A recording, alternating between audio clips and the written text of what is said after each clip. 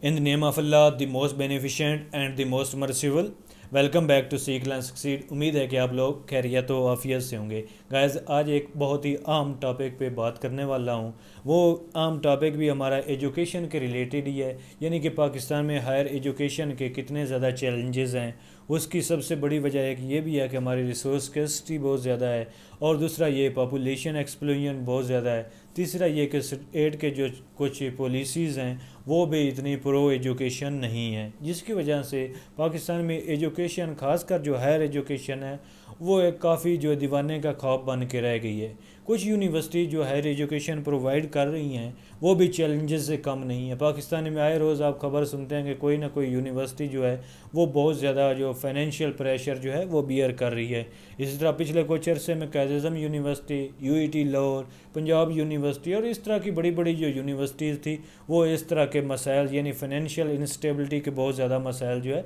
वो फेस कर चुके हैं। इसकी वजह एक ये भी है कि जो हायर एजुकेशन है या जो फेडरल और प्रोविंशियल गवर्नमेंट हैं वो बर वक्त उनको फंडिंग नहीं देती और फिर पूरी फंडिंग नहीं देती, यानी कि रिसोर्स स्कैर्सिटी यूनिवर्सिटी में बहुत ज़्यादा होती है, जिसकी वजह से एक तरफ तो यूनिवर्सिटी को फ़ीस जो है वो इंक्रीज़ करनी पड़ती है स्टूडेंट्स की, दूसरी तरफ से जो स्टूडेंट्स हैं वो स्ट्राइक पे आ जाते हैं। मिसाल मैं आपको देता हूँ कि कायद-ए-आज़म यूनिवर्सिटी इस्लामाबाद में जब भी फ़ीस जो है वो इंक्रीज़ होती है तो स्टूडेंट्स जो हैं वो स्ट्राइक पे आ जाते हैं। तो इस तरह जो है यूनिवर्सिटी है उसके पास इतने फ़ंड ही नहीं रहते कि वो प्रॉपर जो है वो सैलरीज़ वगैरह दे दें। यही वजह है कि पिछले कई मंथ्स की जो सैलरीज़ हैं, खासकर जो विजिटिंग फैकल्टी की सैलरी थी वो रिलीज़ नहीं की गई थी कायद-ए-आज़म यूनिवर्सिटी में।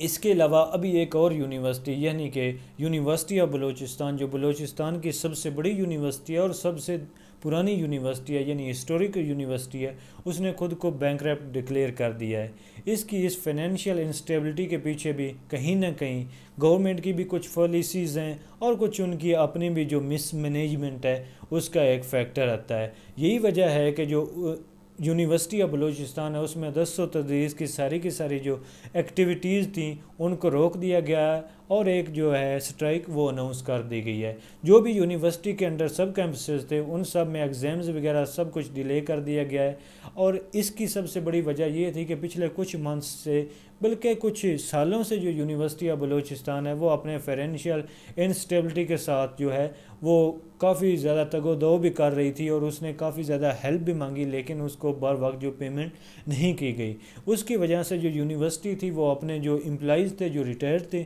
उनकी पेंशन्स भी नहीं दे पाई, और जो अभी करंट प्रोफेसर्स हैं उनकी भी सैलरी जो है उनको नहीं मिल रही। तो इस इन्फ्लेशन की सिचुएशन में ऊपर से रमज़ान में अगर टीचर्स को 2-2, 3-3, 4-4 मंथ्स की सैलरीज़ नहीं मिल रही तो उन्होंने अपनी जो किचन है वो किस तरह चलानी है और डेली बेसिस के एक्सपेंडिचर्स को किस तरह मीट करना है। यही वजह है कि टीचर्स ने स्ट्राइक अनाउंस कर दी है और अभी वो स्ट्रीट पे आ गए हैं। मैं सोशल मीडिया पे आप ये साथ देख भी रहे होंगे जो हालात हैं कि टीचर्स जो है डिमांड कर रहे हैं, और उन्होंने सिर्फ यही नहीं, उन्होंने चैरिटी भी अनाउंस किया कि हमें खुदारा माली मुआवनत की जाए, हमारी यूनिवर्सिटी की माली मुआवनत की जाए। और मेरे ख्याल में इससे ज़्यादा कोई स्ट्रेसफुल सिचुएशन जो है वो एक कंट्री में हो नहीं सकती कि उसकी जो हायर एजुकेशन में या जो अच्छा खासा पढ़ा लिखा जो तबका है ना वो आपका सड़क पे आ रहा है और वो एक किस्म की भीख मांगने पे मजबूर है कि हमारी माली मदद की जाए। तो इससे ज़्यादा जो है वो पेनफुल स्ट्रेसफुल एक सिचुएशन हो नहीं सकती। और इसमें अब मैं बताता हूँ कि किरदार गवर्नमेंट की पॉलिसीज़ का किस तरह है। वो इस तरह है कि अभी हम जो अपनी जीडीपी का जितना जो रेशियो एजुकेशन पे एक्सपेंड करते हैं वो है 1.77% ऑफ जीडीपी, यानी कि अगर आपकी एक 100 रुपया जीडीपी है या 100 रुपया एक मुल्क की इनकम है तो उसमें से हम सिर्फ 1 रुपया और 77 पैसा जो है वो एजुकेशन पे स्पेंड कर रहे हैं। तो ये इतनी ज़्यादा जो मतलब डिस्पैरिटी है एजुकेशन में बाकी सेक्टर्स की निस्बत, इस वजह से भी बहुत ज़्यादा जो है फाइनेंशियल प्रेशर्स जो हैं वो यूनिवर्सिटीज़ को फेस करना पड़ रहे हैं। यानी कि पिछले साल का जो हमारा बजट था वो 10,000 बिलियन रुपीज़ का था, और उसमें एजुकेशन का कितना शेयर होगा आप सोच रहे हो कि 1000, 2000 या कुछ नहीं भाई, सिर्फ और सिर्फ 65 बिलियन रुपीज़। तो 65 बिलियन रुपीज़ आपका पूरा का पूरा जो है एजुकेशन का एक्सपेंसेस था। इसी तरह अगर हम बलूचिस्तान की बात करें तो 700 बिलियन रुपये का जो था बलूचिस्तान का बजट था, और उसमें जो पूरी की पूरी एजुकेशन का था वो मेरे ख्याल में जो है وہ 2.5 بلین روپی یا اس کے راؤنڈ اباؤٹ، میں جو ایگزیکٹ فگر جو ہے وہ بول رہا ہوں، 2.5 بلین ہی میرے خیال میں روپی تھا، جو کہ بلوچستان میں 11 یونیورسٹیز ہیں، 11 یونیورسٹیز اور اتنے بڑے پروونس میں آپ صرف اور صرف ایجوکیشن پہ کتنے پیسے لگا رہے ہیں؟ 2.5 بلین روپیز۔ تو جب اس طرح کی آپ فنڈنگ کریں گے، اس طرح کا حال ہوگا، تو پھر یونیورسٹیز جو ہیں وہ بینکرپٹ تو ہوں گی، اور جب یونیورسٹیز بینکرپٹ ہوں گی تو سب سے جو آپ کا وائٹ کولر طبقہ ہے وہ کس طرح سروائیو کرے گا، اور وہ سڑکوں پہ آئے گا، پھر ریسرچ اینڈ انوویشن نہیں ہوگی، آپ کی جو ایجوکیشن میں کوئی خاص ریفارم نہیں آئے گی، اور آپ کا ایجوکیشن کا جو سیکٹر ہے وہ کرمبل سے کرمبل ہی ہوتا چلا جائے گا۔ تو اس لیے گورنمنٹ کو بھی چاہیے کہ وہ ایجوکیشن میں زیادہ سے زیادہ جو فنڈنگ کرے، ایٹ لیسٹ جو ہے 4%، یعنی یو این کی جو ایجنڈا ہے اس کے مطابق، یا یو این کے جو گائیڈ لائنز ہیں ان پہ بھی اگر ہم عمل کریں تو 4% آف جی ڈی پی جو ہے وہ ایجوکیشن پہ ایکسپینڈ کرنا چاہیے۔ ایون جو افغانستان ہے اس میں بھی 2.9% آف جی ڈی پی جو ہے وہ ایجوکیشن پہ سپینڈ ہوتا ہے، اور سرپرائزنگلی پاکستان میں جو ہے 2% بھی جو ہے وہ ایجوکیشن پہ سپینڈ نہیں ہو رہا۔ اسی وجہ سے جو لٹریسی ریٹ ہے پاکستان میں وہ صرف اور صرف 63% ہے، یعنی کہ آپ کے 100 میں سے 63 لوگ ایسے ہیں جو صرف اور صرف اپنا نام لکھ کر پڑھ سکتے ہیں۔ تو بھائی جان یہ جب حالات ہوگا آپ کا ایجوکیشن کا، تو پھر ریفارمز کہاں آئیں گی، سوشل چینج کہاں آئے گی، اور پھر آپ کے جو سوشل فیبرک ہے وہ دن بدن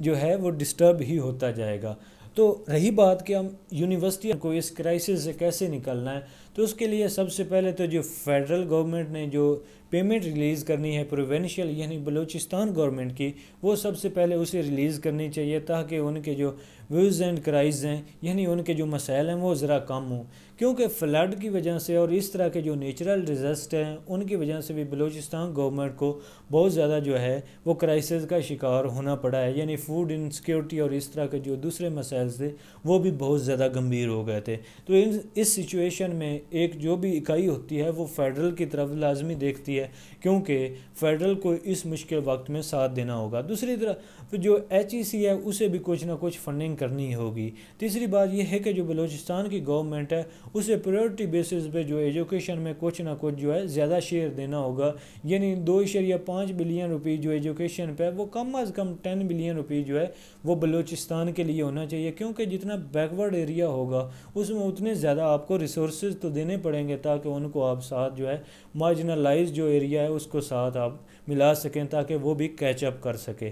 نہیں تو جو ادھر انسیکیورٹی اور دوسرے انسرٹینٹی کی جو سچویشن ہے اس میں خدا نخواستہ کچھ اور جو ہے آوازیں وہی نہ جو ہیں آنا شروع ہو جائیں، سیپریسٹ موومنٹس نہ چلنا شروع ہو جائیں، تو ان کو بھی کرب کرنے کے لیے بلوچستان کو ساتھ ملانا ہوگا۔ اس کے بعد آتا ہے میڈیا کا رول۔ تو انفارچونیٹلی میڈیا بھی جو ہے وہ بہت زیادہ بائسڈ ہے، یعنی کہ بلوچستان کے ایشوز پہ بہت زیادہ جو ہے بات نہیں کی جاتی، اور اگر بات کی بھی جاتی ہے تو صرف اور صرف نیگیٹو ایشوز پہ ہی بات کی جاتی ہے، کبھی پازیٹیو جو ہے آپ کو فیڈ بیک وہ بلوچستان سے نہیں ملی ہوگی۔ یہی وجہ ہے کہ حمزہ شفقات جو پہلے اسلام آباد کے ڈی سی تھے اور ابھی وہ ایکٹیویٹیز سر انجام دے رہے ہیں ادھر بلوچستان میں، تو انہوں نے ایک ٹویٹ بھی کیا کہ نیشنل ٹی وی پہ جو پاکستان کے پرائیویٹ